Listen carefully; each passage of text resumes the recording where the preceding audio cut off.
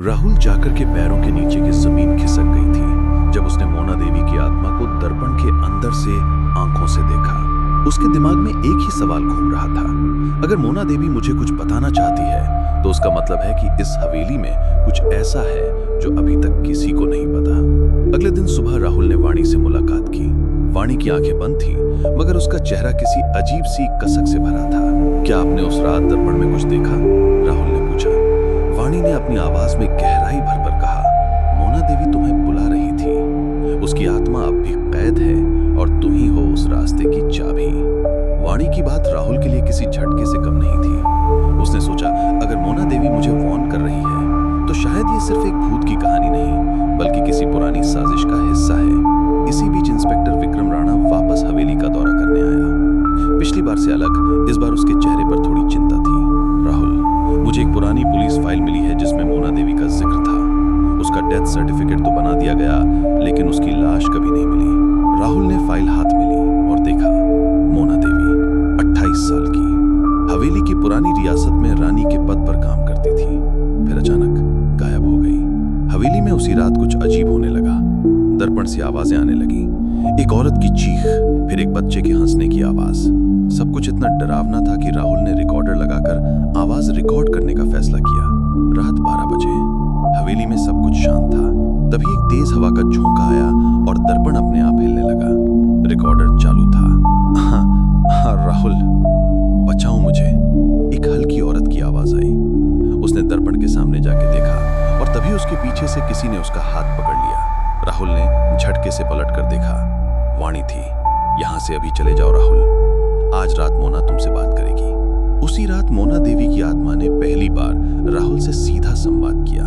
दर्पण में उसका चेहरा धीरे धीरे उभर आया। राहुल, मेरी मौत एक हादसा नहीं थी, मुझे मार दिया गया था। पंडित दयाल ने मुझे सील कर दिया, लेकिन मैं अब भी बंद हूं। उस किल्विस में एक और शक्ति है जो तुम सबको खा जाएगी। मुझे किसने मारा? राहुल ने पूछा। जो तुम्हारे आसपास है वही मेरा कातिल है, मोना की आत्मा ने कहा और दर्पण छंट गया। राहुल ने सब कुछ इंस्पेक्टर विक्रम राणा को बताया। राणा ने इस बार राहुल की बात मान ली। मैं पंडित दयाल को बुलाता हूं, उसने कहा। अब समय आ गया है सच सामने लाने का। अगले दिन पंडित दयाल हवेली में आया। उसने दर्पण के सामने बैठकर मंत्रोच्चारण शुरू किया। पूरे कमरे में हवा गरज उठी। दर्पण में से एक लाल रोशनी निकलने लगी और मोना देवी की आत्मा रोती चिल्लाती हुई सामने आई। पंडित दयाल, तुमने मुझे कैद किया लेकिन तुम मुझे मार नहीं सके। पंडित दयाल ने आंखें खोली और बोला, मैं तुम्हें कैद नहीं करना चाहता था लेकिन मुझे किसी ने मजबूर किया। राहुल, तुम्हें जिसका सच चाहिए उसका रास्ता हवेली के नीचे जाता है। राहुल ने पहली बार हवेली के बेसमेंट के बारे में सुना। उस रात उसने वाणी और राणा के साथ मिलकर हवेली के बेसमेंट का दरवाजा खोला। नीचे एक पुरानी सीक्रेट पैसेज थी। अंधेरा इतना घना था जैसे अंधेरा उनके अंदर घुस रहा हो। राहुल के हाथ में टॉर्च थी लेकिन उससे ज्यादा रोशनी वाणी के चेहरे की शांति से मिल रही थी। यहाँ कुछ है जो कभी समय के पीछे छुप गया था, वाणी ने कहा।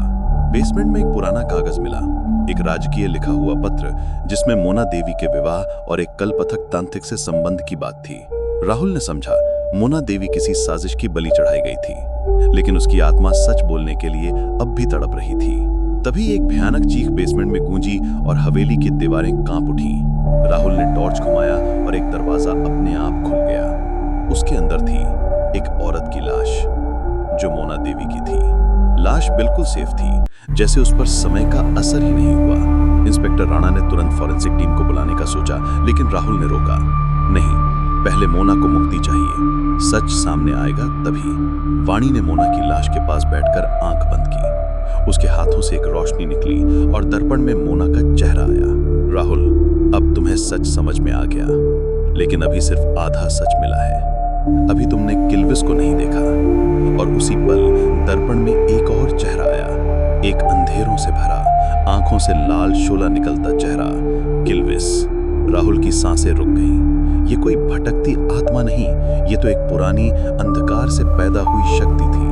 दर्पण के टुकड़े होने लगे और मोना देवी की आत्मा एक आखिरी बार बोली, अगर किल्विस जाग गया तो ये हवेली तुम सबका अंतिम स्थल बन जाएगी। राहुल, वाणी और राणा ने आंखों में एक ही संकल्प लिया, अब ये सिर्फ एक कहानी नहीं, एक जंग थी किल्विस के खिलाफ। और उसी पल हवेली के अंदर से एक लाश खुद ब खुद चलने लगी। एपिसोड 4 में किल्विस का सच और हवेली के भयानक राज पूरी तरह से खुलने वाले थे। Subscribe for next episode.